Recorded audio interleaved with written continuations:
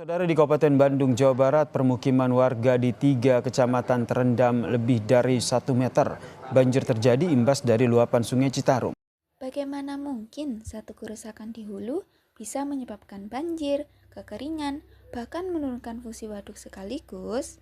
Halo, perkenalkan nama saya Citra Ayu Anissa Rizky Sapil. Di video kali ini, saya ingin menunjukkan satu hal penting. Ternyata teman-teman, semua masalah sumber daya air itu sebenarnya saling terhubung loh.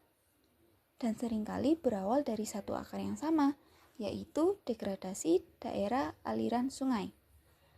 Nah, studi kasus yang saya ambil kali ini di Das Citarum. Masalah dimulai dari hulu.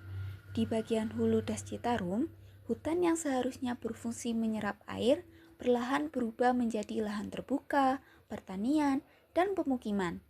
Data menunjukkan lebih dari 200.000 hektar lahan telah berada dalam kondisi kritis.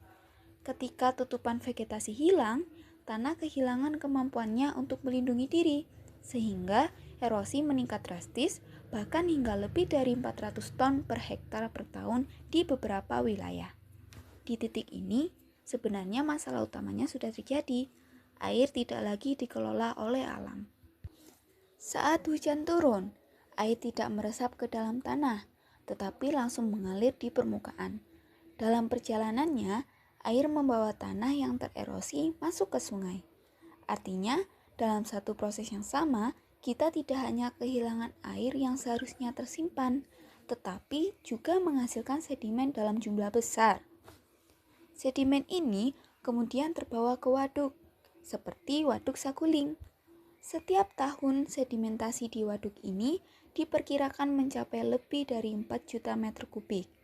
Endapan ini terus menumpuk dan mengurangi kapasitas tampung waduk, padahal waduk berfungsi sebagai pengatur aliran air. Ketika kapasitas waduk menurun, sistem mulai kehilangan keseimbangannya. Dampaknya mulai terlihat nyata di hilir. Pada tahun 2020, banjir besar kembali merendam wilayah Bandung Selatan seperti Dayakolot dan Bale Endah, dengan ketinggian air mencapai sekitar 2 meter di beberapa titik. Kejadian serupa juga terus berulang hampir setiap tahun, menunjukkan bahwa sistem sungai tidak lagi mampu menampung debit air yang datang secara tiba-tiba. Namun di sisi lain, karena air tidak sempat terserap sejak awal, cadangan air juga tidak terbentuk. Pada musim kemarau, debit Sungai Citarum menurun signifikan dan beberapa wilayah mengalami kesulitan air bersih. Ini menunjukkan bahwa banjir dan kekeringan sebenarnya bukan dua masalah yang terpisah, melainkan dua hasil dari proses yang sama. Dalam jangka panjang, kondisi ini mendorong penggunaan air tanah secara berlebihan. Beberapa penelitian di wilayah cekungan Bandung menunjukkan adanya indikasi penurunan muka tanah akibat eksploitasi air tanah yang terus meningkat, terutama ketika suplai air permukaan tidak mencukupi.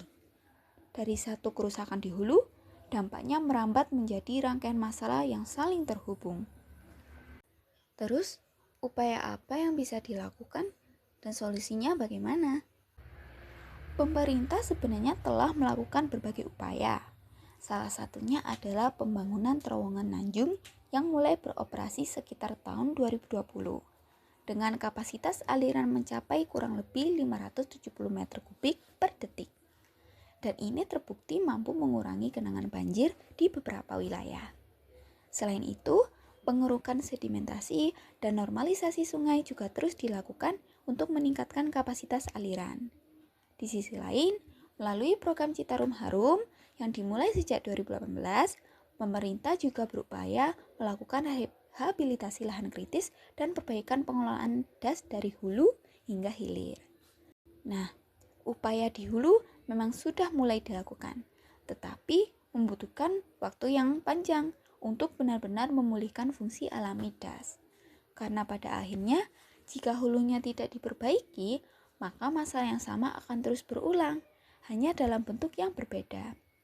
Jadi, mungkin masalahnya bukan karena air terlalu banyak saat hujan atau terlalu sedikit saat kemarau, tapi karena satu sistem yang seharusnya bekerja secara seimbang sudah kehilangan kendalinya sejak awal.